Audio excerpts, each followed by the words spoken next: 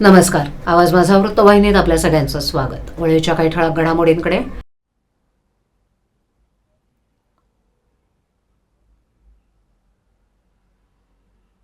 Petrol डिझेलच्या दरवाढीमुळे सुमारे 125 कोटींचा अतिरिक्त भार एसटी महामंडळावर येणार आहे.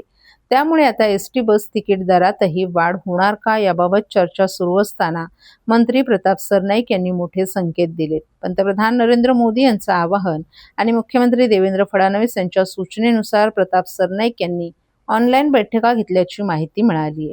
माध्यमांशी बोलताना प्रताप सरनाईक यांनी काही निर्णय हे कटू असले तरी ते आता घ्यावे लागतील असं सांगितलं.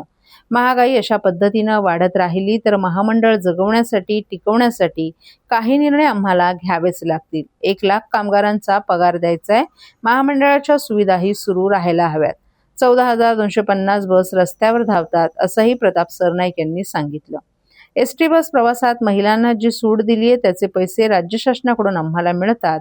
दिव्यांग किंवा समाजातील काही घटकांना मोफत प्रवासाची सुविधा आहे ते पैसेही राज्य शासन आम्हाला देत आहे. 75 वर्षांवरील ज्येष्ठ नागरिकांना मोफत प्रवास आहे ते पैसे शासन देते. मात्र असं असलं तरी शेवटी एसटी महामंडळाला सक्षमतेकडे वाटचाल करावी लागणार आहे. त्यामुळे राज्य शासनाकडून अजून किती पैसे घ्यायचे? ज्या ज्या वेळेस गरज पडते तेव्हा आम्ही शासनाकडे पैसे मागतो. नवीन बस घ्यायच्या असतील तर शासनाकडे पैसे मागतो. प्रत्येक गोष्टीसाठी शासन पैसे देते.